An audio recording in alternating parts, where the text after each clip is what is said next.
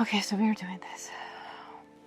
Hi everyone, my name is Anna and welcome to my YouTube channel. Today I wanted to share some things I learned over the years of being a creator, and I just want us all to pause for a second at this point and acknowledge a very funny thing that's going on right now on the background of this video. That is that I'm literally terrified right now because this is my first video like that, like speaking on camera in the language which is not my native. Okay, I'll drop this whole self-pitying thing right now and just go straight to the point that I'll be going to share some wisdom, right, which I learned from years of my experience while I'm at the beginning of my other journey, which is YouTube, and which still scares me, you know. I just kind of find it fascinating right now that I'm sharing something while I'm a student myself.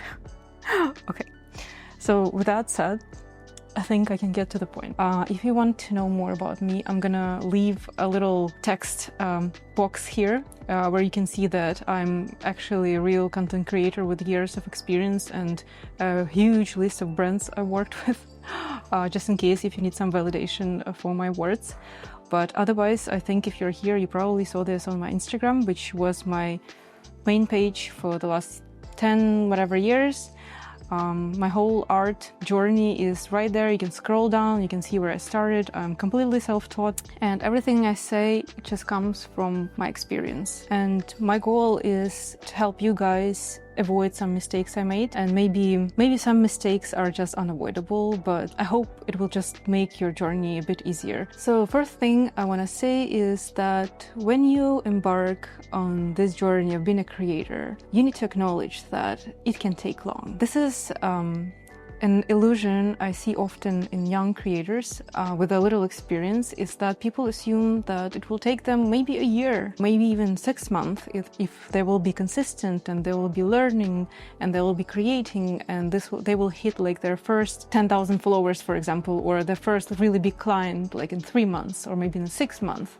So this timeline thinking is very dangerous because unfortunately for some people it takes way longer, and I think it's important to see what is the real goal. It is because you really love doing this, right? That just becomes your occupation even in your free time, right? So you might have a full-time job, and every free moment, every weekend, you will be dedicating to developing your art. You will be filming, for example, or taking pictures, or learning illustration. I don't know, I'm talking all creative professions in general. But understanding that this is a long journey and maybe not everything will work out immediately. It will just help you to stay mindful and understand what is the real truth behind every failure you will have. And therefore, it will help you keep going further.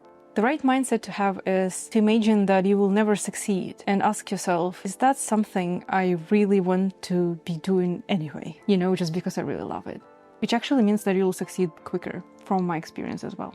Second thing, and I can't stress enough how important that is. Please don't try to be like someone else, because I know that is very tempting. And let me be honest with you, I wasted a couple of years of my life doing that. In every industry, there are people who are really good at something. And it's very natural to look up to these people. But the temptation is to think that this is the only right way to be. You'll start talking that way, for example, or dressing that way, or like trying to replicate their style in filming. I think everyone ever felt this urge to do something like someone else at least once. And I think learning to do something like someone else is important in just educational purposes, right? Like to learn how to draw something, you have to learn techniques, right? So that's a bit different.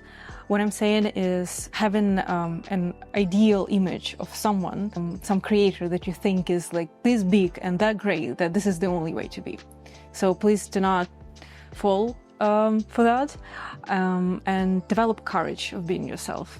It feels that yourself is really small at the beginning, but that's not true. That's just an illusion as well. Next thing is that you need to accept that sometimes it will just get boring. Some people have this impression that content creators or creative people in general, they have this super adventurous, super active lifestyle. And for some people it's true, but that's just because they're people of that character. But mostly there is the other side, where you have to deal with papers, you have to deal with taxes, you have to deal with emails, You have to deal with clients who don't really, who have their own opinion. Being a creative does not mean that you're gonna do whatever you want. It also means doing some things you don't really want to do. But this is necessary sacrifice. I definitely have things I hate doing, like I hate, and I'm honest about it with myself. Consistency of being a creator, you probably all heard about consistency like zillion times from every corner of this world. So how about that? Consistency will be boring as well. Being able to get up every week and film something and do something and draw the next illustration, write the next chapter of your book, that will get boring one day. You lose this adrenaline, you lose this dopamine, whatever that is in your body that that is connected to happiness of doing your thing. One day it will get boring, and this is the moment to push through. You will have to realize that this is some kind of serious business you have right now, and there is no backing up. You just have to do what you have to do. And inspiration, you can be constantly connected to inspiration. Inspiration comes and goes, and your job will become to be able to bring this inspiration like that. Or if that's not your lucky day, maybe just wake up next day and do it again. So that's the truth. Okay, next to my favorite part, which is radical self-acceptance, which I'm still working on. All these years, I'm still working on. The acceptance of how you look, how you speak, how you do your art, how terrible it looks, how terrible you look, how everything is terrible, how cringy it is, how your voice sounds. Okay, don't even get me started. I think you get it. It will be very important to practice radical self-acceptance. And if something is not perfect, just let it be, okay? Just let it be okay. The goal would be do it okay. As long as it's okay, then it's good. Because if you're a perfectionist, your purpose will always be to do better. Always. It doesn't matter how good you do, you'll still want to do better. There's no point where everything is just perfect and you're like, okay, great, I'm perfect, I'll look very good today. Very rarely that will happen. Most of times you will be like, oh my god, this. So yes, radical self-acceptance is important habit to develop.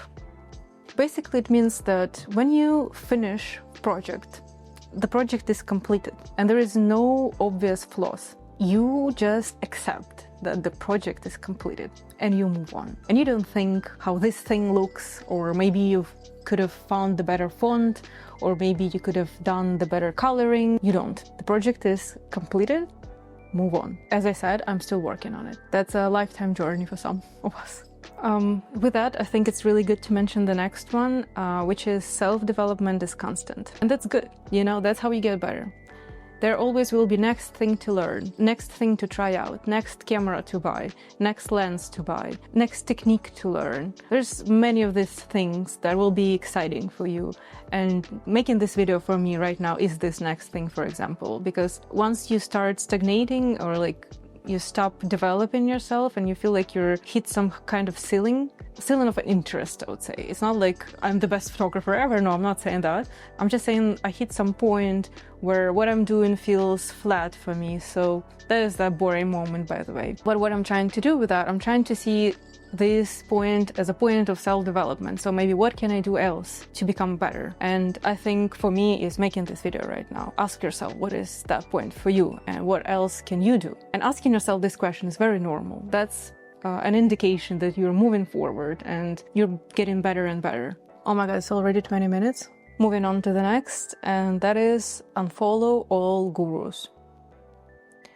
Yeah, we all know these people who have this million of ideas how to become popular, how to become viral, how to become super successful. If you have someone you're working with, like your personal trainer or mentor, I think it's really helpful because you are able to get really constructive feedback. But when you just follow pages which give this advice, every day there is a new advice, right? You just get yourself into this loop of constantly thinking that you're doing something wrong and trying to fix things that you didn't even know needs fixing.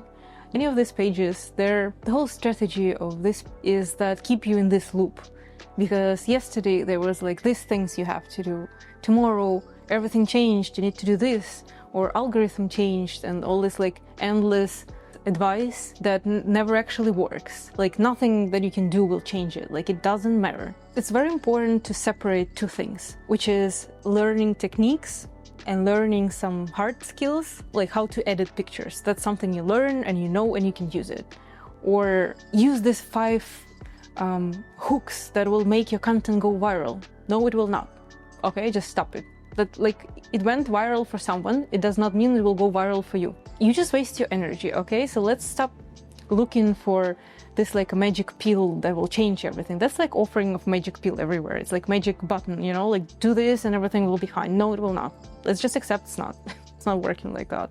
My point is be mindful what you consume and what information you take in, and try to track if that information was actually helpful. Like what did you learn from that information? Or did it only make you feel anxious? Did it make you feel, oh my God, I need to follow this person just because maybe I'll miss something?